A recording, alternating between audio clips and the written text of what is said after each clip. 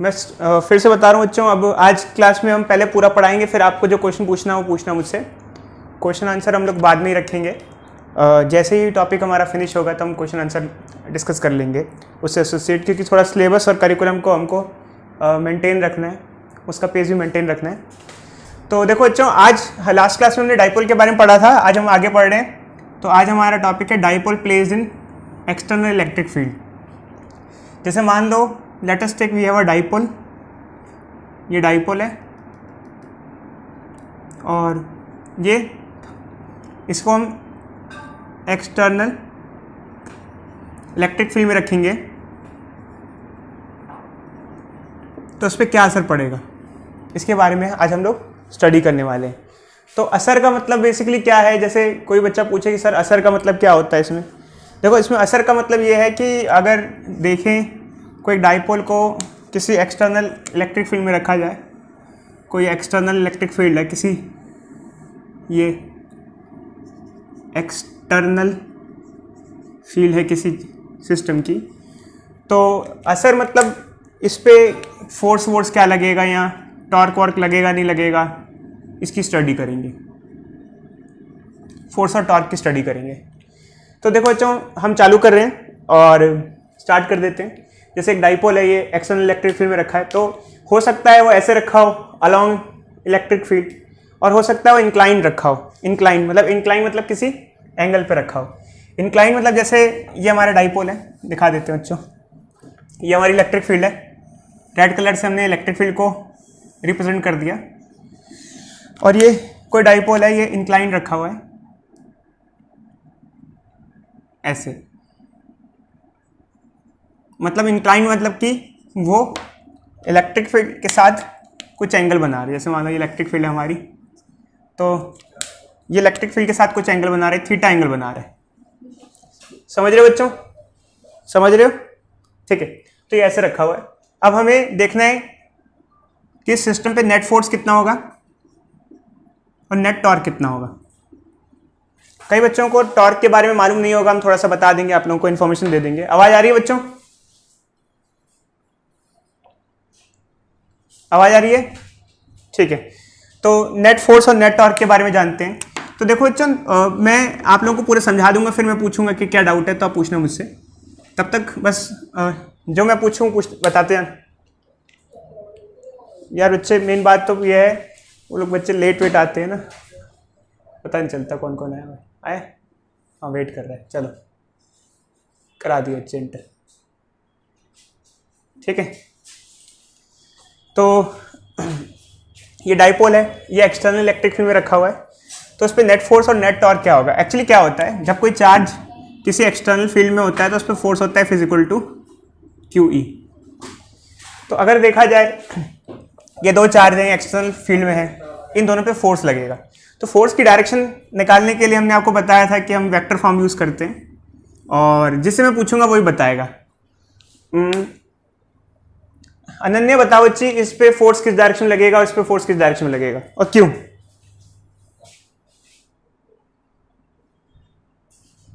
Outward क्या होता है बच्ची, आउटवर्ड क्या होता है, राइट साइड या लेफ्ट साइड बताओ मेरे हिसाब से। इधर राइट साइड, चलो शाबाश, इधर लगेगा। और इस पे किधर लगेगा, क्यों? अब कारण बताओ क्यों लगेगा, क्या बताया था?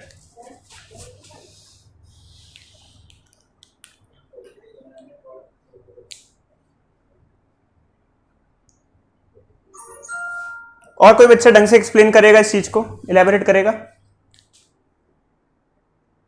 कोई बच्चा इलेबोरेट करेगा इस चीज को, फोर्स इधर क्यों लगेगा?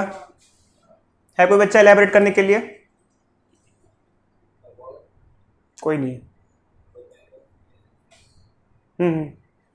देखो बच्चों, हमने ये बताया था, हमने आप लोगों को ये बताया था कि जब अगर चार्ज पॉजिटिव होता है, अगर चार्ज पॉजिटिव होता है तो फोर्स एंड फील्ड की डायरेक्शन क्या होती है, सेम होती है।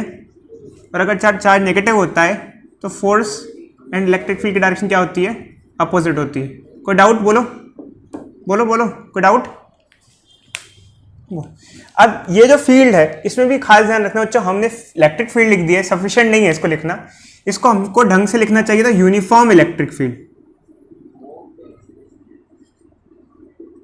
प्रिंस बताओ बच्चे, यूनिफॉर्म इलेक्ट्रिक फील्ड और सिर्फ इलेक्ट्रिक फील्ड में क्या फर्क हुआ? हम यहाँ पे क्यों कह रहे हैं कि इसको इलेक्ट्रिक फील्ड नहीं यूनिफॉर्म? अरे बच्चे थोड़ा ढंग से बताओ यार, यूनिफॉर्म का मतलब क्या होता है? यूनिफॉर्म का मतलब क्या होता है? हर जगह सेम। यूनिफॉर्म का मतलब कि कांस्टेंट। कांस्टेंट और यूनिफॉर्म एक ही टर्म हुई। यूनिफॉर्म मतलब कि यहाँ अगर इलेक्ट्रिक फील्ड ई है, यहाँ भी ई है, यहाँ भी हर जगह पे ई है, तो यहाँ पर इलेक्ट्रिक फील्ड ई है इस पॉइंट पे, तो इस पॉइंट पे भी ई है। तो अगर ये डाइपोल यूनिफॉर्म इलेक्ट्रिक फील्ड में रखा हुआ है, जैसे अगर इस केस में यूनिफॉर्म इलेक्ट्रिक फील्ड में रखा हुआ है, तो इसके दोनों चार्ज पर फोर्स लगेगा, एक पे राइट लगेगा, एक पे लेफ्ट लगेगा। अगर हम बात करें नेट फोर्स की, तो नेट फोर्स की यहाँ नेट फोर्स जीरो हो जाएगा। बच्चे कहते हैं सर ऐसा कैसे हो गया, सर नेट फोर्स जीरो कैसे हो गया? हम आपको बताते हैं। देखो बच्चे, कुल मिला के एक सिस्टम है, ये पूरा एक सिस्टम है। सिस्टम के एक पार्टिकल पे फोर्स राइट साइड लग रहा है क्यू ई, और दूसरे पार्टिकल पे फोर्स लग रहा है लेफ्ट साइड क्यू ई, और राइट लेफ्ट कट के नेट फोर्स क्या आ जाएगा? जीरो आ जाएगा। तो नेट फोर्स यहाँ पर क्या हुआ? जीरो हुआ। किसी को इसमें कोई डाउट या नहीं? बच्चे बताओ, कोई बच्चा बताएगा कोई डाउट इससे एसोसिएटेड? कोई डाउट बोलो।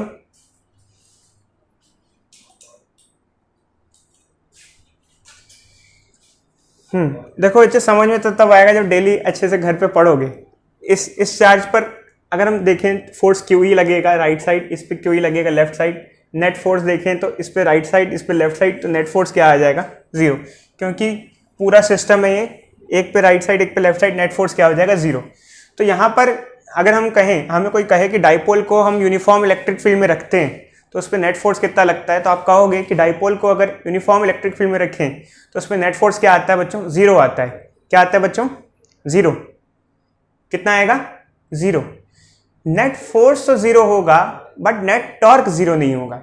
अब ये क्या फर्क होता है? देखो बच्चों, जब हम अपनी 11th क्लास में थे तो हमने रोटेशन मोशन पढ़ा था। रोटेशन मोशन में हम ढक्कन की बात करते थे। जैसे ढक्कन को खोलना है तो हम कपल लगाते थे। तो हम पूछेंगे अंशिका बता कपल क्या होता है?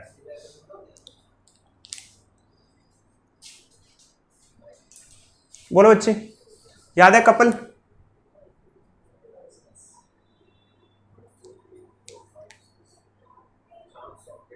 नहीं बच्ची। और कोई बच्चा हमें बताओ, कौन बताए? अलौरिका कपल बताओ, कपल क्या होता है? याद है?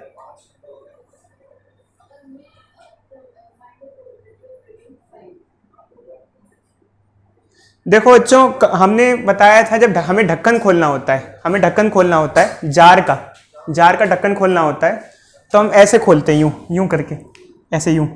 तो हम दो फोर्स लगाते हैं, एक एफ इधर और एक एफ इधर। या पेन का ढक्कन खोलना होता है, दो फोर्स लगाते हैं अपोजिट डायरेक्शन में, इक्वल मैग्नीट्यूड के होते हैं, अपोजिट डायरेक्शन में लगाते हैं। इससे फायदा क्या होता है? इससे फायदा होता है नेट फोर्स तो जीरो हो जाता है, क्योंकि एक राइट साइड एक लेफ्ट साइड, बट ये दोनों टॉर्क प्रोड्यूस करते हैं। ये इधर घुमाता है और ये भी उधर ही घुमाता है। ये दोनों टॉर्क जो है ये सेम डायरेक्शन में घुमा रहे हैं, और डायरेक्शन कौन सी है? क्लॉकवाइज। जिन बच्चों ने टॉर्क के बारे में नहीं पढ़ा था अपनी 11th क्लास में, उनको ये बता दें बच्चों, अगर किसी बॉडी पे फोर्स लगाते हैं और फोर्स की वजह से रोटेशन इफेक्ट प्रोड्यूस होता है, उसे कहा जाता है टॉर्क। अगर किसी बॉडी पे फोर्स लगाया जाता है और फोर्स की वजह से रोटेशन प्रोड्यूस होती है, उसे कहते हैं टॉर्क। तो यहाँ पर जब ढक्कन खोलते हैं तो ऐसे मान लो ढक्कन यूँ खोल रहा हूँ या बंद कर रहा हूँ, यूँ तो ऐसे बंद कर रहा हूँ, तो ऐसे दो उंगली ऊपर है और ये नीचे है, ऐसा ढक्कन देखते हो। इधर ऐसे नीचे वाला इधर और ऊपर वाला इधर, दो फोर्स लग रहे होते हैं, किधर एक इधर, और दोनों ही एक दूसरे को सपोर्ट कर रहे होते हैं। तो यहाँ दो टॉर्क लग रहे हैं, ये वाला फोर्स भी रोटेशन प्रोड्यूस कर रहा है, ये वाला फोर्स भी रोटेशन प्रोड्यूस कर रहा है। दोनों ही फोर्स रोटेशन प्रोड्यूस कर रहे हैं, मतलब टॉर्क प्रोड्यूस कर रहे हैं, और दोनों एक दूसरे को सपोर्ट कर रहे हैं। ऐसे टॉर्क को कहा जाता है कपल। क्या कहा जाता है बच्चों? कपल। क्या कहा जाता था? बोलो भाई बोलो, याद आया? कपल कहा जाता था। कपल टॉर्क जो है, यहाँ कपल प्रोड्यूस हो रहा है, तो यहाँ कपल प्रोड्यूस हो रहा है, तो क्या यहाँ पे भी कपल प्रोड्यूस हो रहा है? कोई बच्चा बताएगा क्या यहाँ पे भी कपल प्रोड्यूस हो रहा है? या नेट फोर्स तो जीरो है, बट क्या टॉर्क में यहाँ कपल प्रोड्यूस हो रहा है?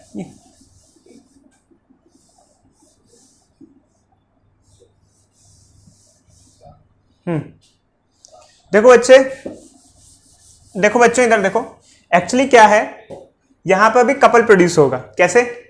जैसे सेम ढक्कन वाला है, देखो ढक्कन में क्या होता है कि आप ऐसे घुमाते हो, एक फोर्स आगे लग रहा होता है, एक पीछे लग रहा होता है, तो ये बॉडी आगे इधर उधर मूव तो नहीं कर रही होती बट रोटेट कर रही होती है। सेम सिचुएशन यहां पर है। आप इसको, ये मार्कर है, इसको यहां से फोर्स लगाओ, ऊपर से फोर्स लगाओगे तो ये घूमने लग जाएगा। क्या करने लग जाएगा? घूमने लग जाएगा। तो यहां पर ये जो फोर्स है, ये जो फोर्स है ऐसे, ये इसको घुमाने की कोशिश करेगा, मतलब रोटेशन इफेक्ट प्रोड्यूस कराएगा, ये वाला रोटेशनल इफेक्ट, और ये वाला फोर्स दोनों क्या करेंगे? उसको घुमाने की कोशिश करेंगे। अब देखो बच्चे, ये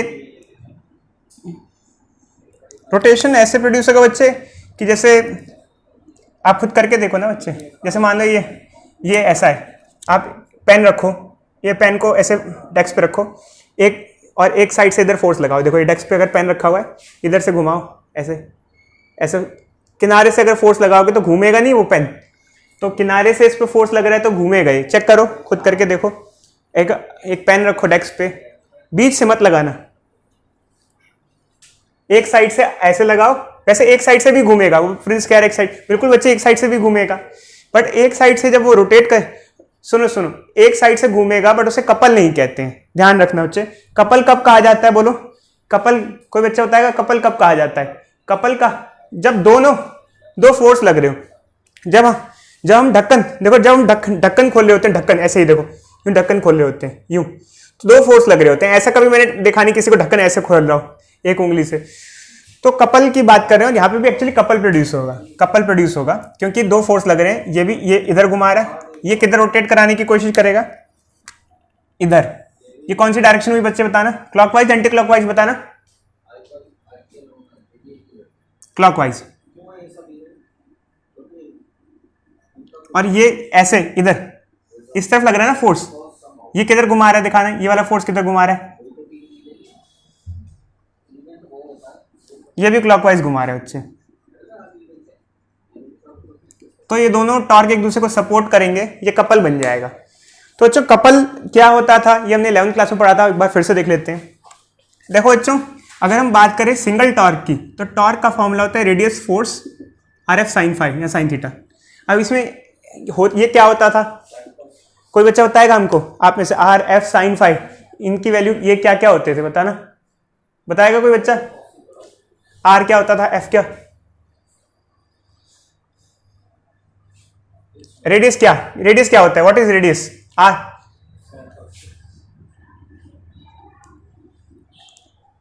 T तो टॉर्क हो गया। R क्या? देखो इससे R क्या होता था? जो पॉइंट ऑफ रोटेशन है, पॉइंट ऑफ रोटेशन एंड जहां फोर्स अप्लाई हो रहा है उनके बीच की दूरी। जैसे मान लो दरवाजा है, ये दरवाजे का टॉप व्यू है, ये दरवाजे की हिंज है, यहाँ से दरवाजा हिंज है, हिंज मतलब पता है ना बच्चों, और ये यहाँ पर हम धक्का लगा रहे हैं, दरवाजे को खोल रहे हैं, तो यहाँ रेडियस क्या होगा? ये एक्सिस ऑफ रोटेशन होगा, इस एक्सिस के अबाउट बॉडी घूम रही है, दरवाजा खुल रहा है, ये दरवाजा खुल रहा है, बंद हो रहा है ऐसे, तो ये रेडियस होगा। ठीक है। पंखे के केस में रेडियस क्या होगा? कोई बच्चा बताएगा? पंखे के केस में रेडियस क्या होगा? मान लो पंखड़ी की लंबाई, ये ब्लेड है, ऐसे मान लो ये ऐसा,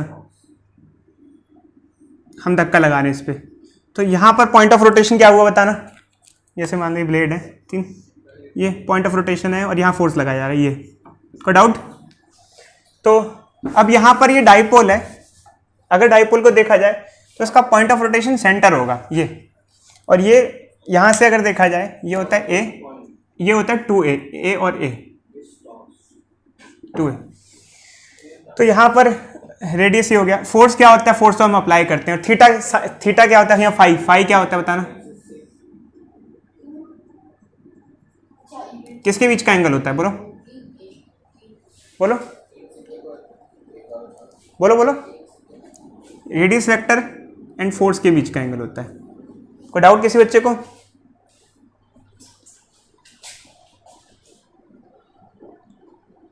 एफ फोर्स हुआ ना बच्चे? क्या बात कर रहे हैं बच्चे?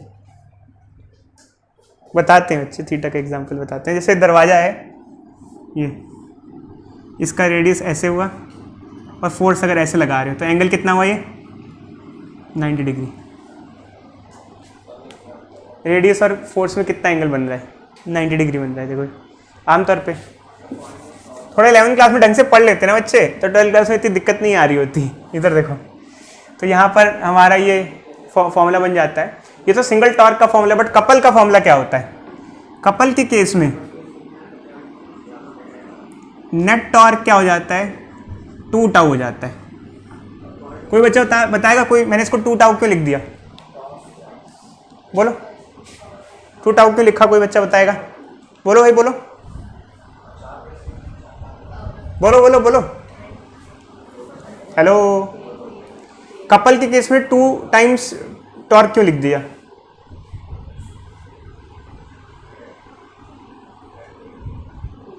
क्योंकि दोनों घुमा रहे हैं ना, ये वाला ये भी टॉर्क प्रोड्यूस कर रहा है और ये भी टॉर्क प्रोड्यूस कर रहा है, और दोनों का नेट रिजल्टेंट ये होगा। तो यहाँ पर भी कपल प्रोड्यूस हो रहा है, तो यहाँ नेट टॉर्क अगर निकालना है डाइपोल पे तो 2 टाउ हो जाएगा। टाउ की वैल्यू क्या होती है? RF sin phi। तो अब इसकी वैल्यू पुट करते हैं। देखो भाई, रेडियस कितना हुआ इस फिगर के हिसाब से? कोई बच्चा बताएगा यहाँ रेडियस कितना हुआ? R कितना हुआ? बोलो बोलो बोलो बोलो। ये बताओ बच्चे कैसे? बोलो। देखो बच्चों, रेडियस क्या होता है? जिस पॉइंट पे फोर्स अप्लाई हो रहा है और जिस पॉइंट के अबाउट बॉडी घूम रही है, मतलब ऐसे अगर ये यूं घूम रहा है, यूं घूमेगा, इसका एक्सिस ऑफ रोटेशन ये होगा, डाइपोल ऐसे घूमेगा यूं इस सेंटर के अबाउट, तो ये पॉइंट सेंटर हो जाएगा, सेंटर ऑफ रोटेशन हो जाएगा, ये हो जाएगा ए। फोर्स कितना लग रहा है यहाँ पर? फोर्स कितना लग रहा है यहाँ पर? QE। अब एंगल कोई बच्चा बताएगा यहाँ पे एंगल कैसे निकालें? How to calculate angle in this figure? How to calculate angle? बोलो। हाँ बच्चे बोलो।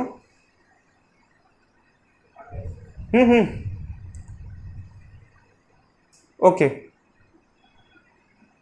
कोई बच्चा बताएगा भाई यहाँ पर कि एंगल कैसे निकालें? फाई कैसे निकालें? कोई हमारा छात्रा होनार जो बताए फाई कैसे आएगा यहाँ पर? ये थीटा, ये हमने यहाँ थीटा क्या लिया है? ये कोई बच्चा बताएगा हमने ये थीटा क्या लिया है? थीटा किस किस के बीच का है? कैसे बच्चे बताओ? देखो बच्चे, एक्चुअली क्या है? देखो बच्चे, इसको ना ये रेडियस हुआ, ये रेडियस हो गया ऐसे। देखो ये रेडियस हुआ, ठीक है, इसको अलग से ड्रॉ कर देते हैं। ये रेडियस हुआ। कोई डाउट किसी बच्चे को? ये रेडियस वेक्टर ये हो गया और ये फोर्स वेक्टर हो गया, ये फोर्स वेक्टर हो गया। ये देखो ये रेडियस वेक्टर हो गया, ऊपर ऐसे खींच दो, ये फोर्स वेक्टर हो गया। ये देखो ये रेडियस वेक्टर हो गया और ये फोर्स वेक्टर हो गया। इन दोनों के बीच का एंगल लेते हैं, रेडियस और फोर्स। तो ये एंगल थीटा है तो ये एंगल भी थीटा ही हुआ, मतलब थीटा ही बेसिकली थीटा ही हुआ, रेडियस और फोर्स के बीच का एंगल। कोई बच्चा ये तो नहीं है कि सोच रहा है ये रेडियस और फोर्स के बीच का एंगल ये लेंगे हम। देखो बच्चे, जब कभी एंगल लेते हैं वेक्टर में तो हेड से टेल का नहीं, कहाँ से कहाँ के लेते हैं? एंगल किसके बीच का लिया जाता है? शाबाश, एंगल टेल से टेल लिया जाता है। इसके लिए वेक्टर को उठा के रखना भी पड़े तो रख देते हैं। जैसे ये वेक्टर है, ये रेडियस और ये फोर्स, तो उसको उठा के ऊपर रख दिया, रेडियस को उठा के ऊपर रख दिया, ये हो गया, ये एंगल थीटा लेगा। तो यहाँ पर ये थीटा हो जाएगा, तो ये हमारा नेट टॉर्क ये आ जाएगा। नेट टॉर्क यहाँ पर हमारे पास ये आ जाएगा। कोई डाउट बच्चे, किसी बच्चे को? हाँ, तो चलो बच्चे अब आगे देखते हैं। हाँ बच्चे, डेरिवेशन है, सीखना भी है इसमें, ठीक है। तो ये हो गया। अब हम इसको क्या लिख सकते हैं बच्चों? हमने पढ़ा है डाइपोल मूवमेंट क्या होता है? P क्या होता है? Q × 2A जी। तो Q और 2a को हटा के क्या लिख सकते हैं, p लिख सकते हैं। तो नेट टॉर्क क्या हो गया, P E sine theta. Net torque क्या हो गया, पी ई साइन थीटा। तो ये हमारे पास नेट टॉर्क आ गया। अगर इसको वेक्टर फॉर्म में लिखें तो ऐसे लिखते हैं बच्चों। खैर अभी इसको मत देखो बच्चों वेक्टर फॉर्म को। रीज़न बीइंग क्या है, मुझे लगता है आप लोगों ने 11th क्लास में क्रॉस प्रोडक्ट वगैरह पढ़ा होगा ढंग से, तो ये आप इसको देखना। बट ये हमारा फॉर्मूला आ गया, पी ई साइन थीटा। क्या फॉर्मूला आया बच्चे बताओ, P E sine theta. Torque का फॉर्मूला क्या होता है, पी ई साइन थीटा। तो ये बच्चे हमारा फॉर्मूला आ गया।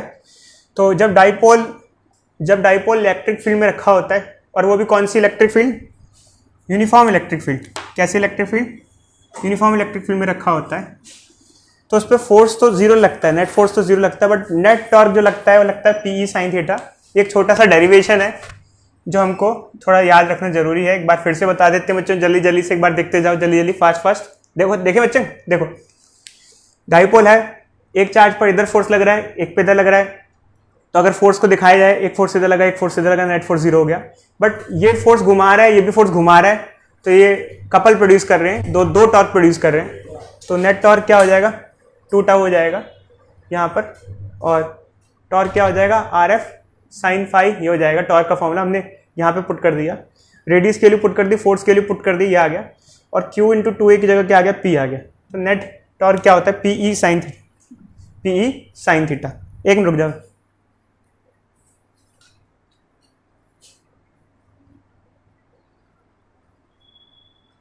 नहीं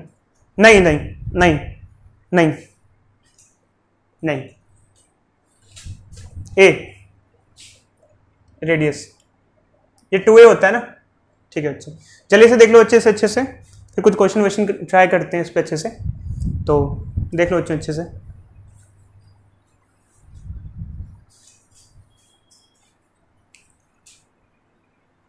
अभी हमने डाइपोल के बारे में बात की, तो अभी हमने फॉर्मूला देखा। तो फॉर्मूला टॉर्क का क्या होता है, नेट टॉर्क का फॉर्मूला होता है पी ई साइन थीटा, ठीक है। ये हमारा फॉर्मूला है पी ई साइन थीटा।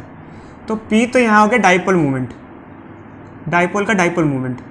मैंने आप लोगों को एक होमवर्क दिया था, शायद आप लोगों में से किसी ने किया हो या नहीं किया, मुझे नहीं मालूम है, कि हर डाइपोल का डाइपोल मूवमेंट होता है। और डाइपोल मूवमेंट क्या चीज़ रिप्रेजेंट करता है, ये मैंने आपको कहा था पढ़ने के लिए अच्छे से, ठीक है। ये मैंने आपको कहा था कि पढ़ना है आपको, P से रिप्रेजेंट किया जाता है। डाइपोल मूवमेंट होता है चार्ज इनटू सेपरेशन, ठीक है। E क्या होता है, इलेक्ट्रिक फील्ड जिसमें इसको रखा गया। और यहाँ जो थीटा है वो एंगल है किसके बीच का, P एंड E। समझ रहे हो बच्चे, थीटा है P एंड E के बीच का एंगल है। P भी एक वेक्टर क्वांटिटी होती है, हमने इसकी डायरेक्शन भी बताई थी आपको। आप लोग नोट्स खोलो, सब लिखा मिलेगा आपको। क्या डायरेक्शन होती है, एलोरिका बताओ बच्ची, P की डायरेक्शन क्या होती है, डाइपोल मूवमेंट की डायरेक्शन क्या होती है।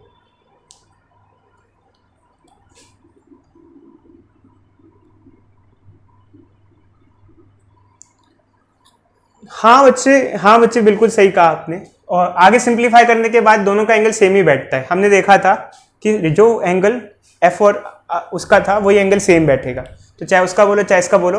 बट यहाँ हमने फॉर्मूले को इस फॉर्म में लिख दिया, तो इस फॉर्म में लिख देते हैं, समझे, सेम चीज़ आएगा, सेम एंगल आएगा, ठीक है बच्चे। तो ये इसकी डायरेक्शन क्या होती है, नेगेटिव टू पॉजिटिव, ये मैंने बताया था। पढ़ लो बच्चों, प्लीज़ पढ़ लो, मैं क्या बताऊँ आप लोगों को। खैर अभी बताता हूँ, चलो थोड़ी देर में कहानी पता चलेगा आप लोगों को। तो बच्चे क्वेश्चन दे रहे हैं, हम आपको इसको ट्राई करो।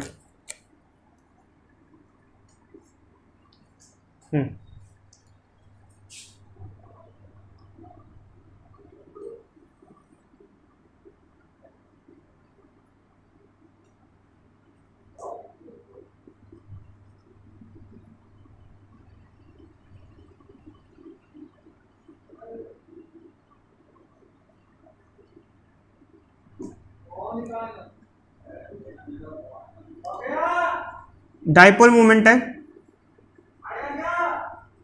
P, इलेक्ट्रिक फील्ड है E। बताओ बच्चे टॉर्क कितना लग रहा होगा,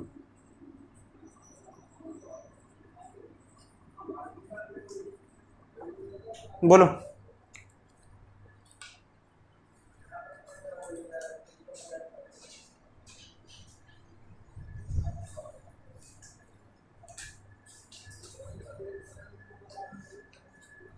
इसका भी बता देना साथ साथ में, एक काम करते हैं।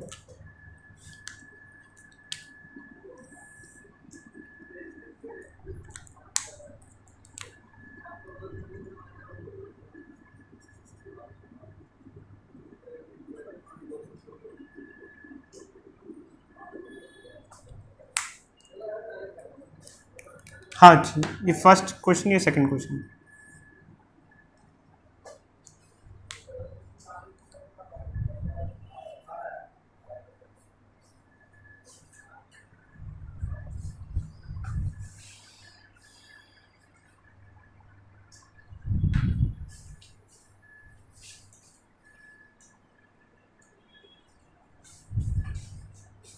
कितना है बच्चे, बताओ जल्दी से फास्ट।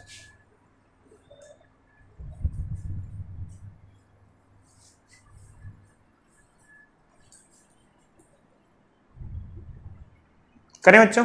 चलो पहले मुझे बताओ यहां एंगल कितना लिया बच्चों, आमतौर पे आपको क्या लग रहा है कितना एंगल होगा?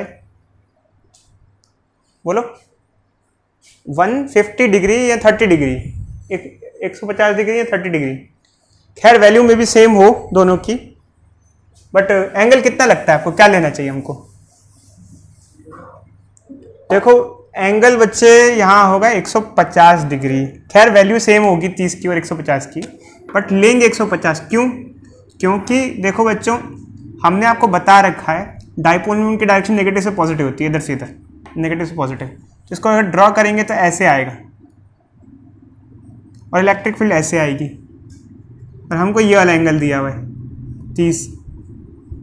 समझ रहे हो? नेगेटिव से पॉजिटिव। अरे भाई देखो बच्चों नेगेटिव से पॉजिटिव इधर, ये एंगल कितना हुआ 150। तो बच्चे कहेंगे सर लगा दो फॉर्मूला, अब तो लगा देते हैं ये फॉर्मूला PE sin 150।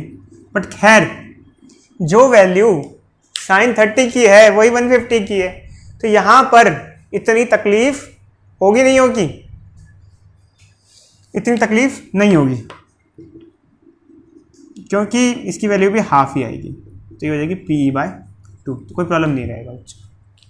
समझे या नहीं समझे? और इसकी बात, इसमें एंगल कितना है? बोलो बोलो। देखो बच्चे फाइनली फॉर्मूला ये आता है, कपल ओपल लगा करके सब कुछ कर करके ये फॉर्मूला आता है।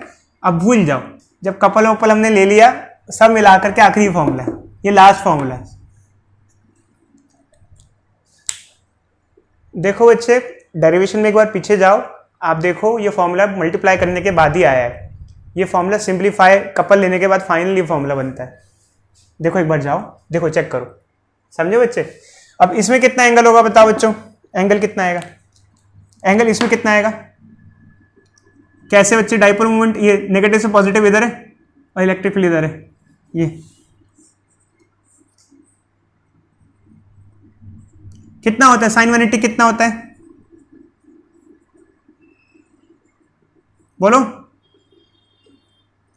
टॉर्क 0 आ जाएगा। तो बच्चों ये आंसर इसमें क्या आ जाएगा? 0 आ जाएगा। ये हमारे आंसर होगा टॉर्क के। कोई डाउट किसी बच्चे को? किसी बच्चे को?